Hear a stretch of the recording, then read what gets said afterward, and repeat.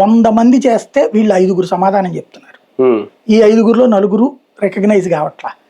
జగన్ మాట్లాడినప్పుడు వస్తుంది, అది సరి చేసుకోవాల్సిన వైసీపీ నిర్వహణలోనే ఉంది. జగన్మోహన్ రెడ్డి ఇంకాస్త యాక్టివ్ అవ్వాలి.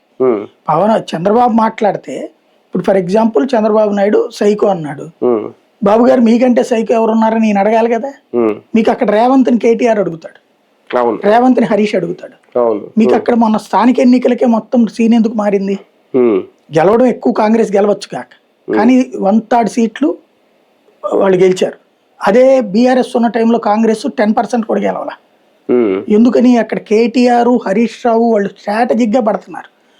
మీరు జూపల్లి వస్తానన్నాడు, వెంటనే నేను రెడీ అని బయలుదేరాడు హరీష్ రావు గారు దమ్ముంటే కేటీఆర్ రావాలన్నాడు, వెంటనే బయలుదేరాడు కేటీఆర్. ఆపిన ఫెయిల్యూర్ ఎవరిదైంది? వీళ్ళదైంది, ప్రభుత్వాన్ని. మంత్రి మీ ఆఫీస్కి వస్తానంటే రాని కూర్చేసి కూర్చున్నాడు కేటీఆర్. ఎలా ఆడాడు ఇక్కడ?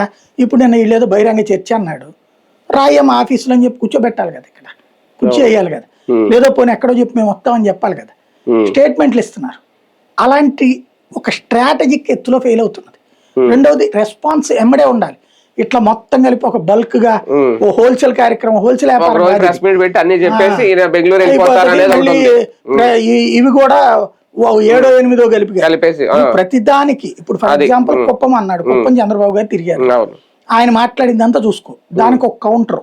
ఆయన టూర్ అవ్వగానే బాబు గారు ఎందుకు మీరు ప్రజల్ని మోసం చేస్తున్నారు, లేదా ఏ రోజుకు ఆ రోజు బాబు గారు నీళ్ళ ఇక్కడ ఏమీ ఇవ్వలేదు జగన్ మోసం చేసి, ఎందుకు సార్ బాబు గారు మోసం చేస్తున్నారు, లేదా బాబాయ్ని చంపాడు అంటున్నాడు.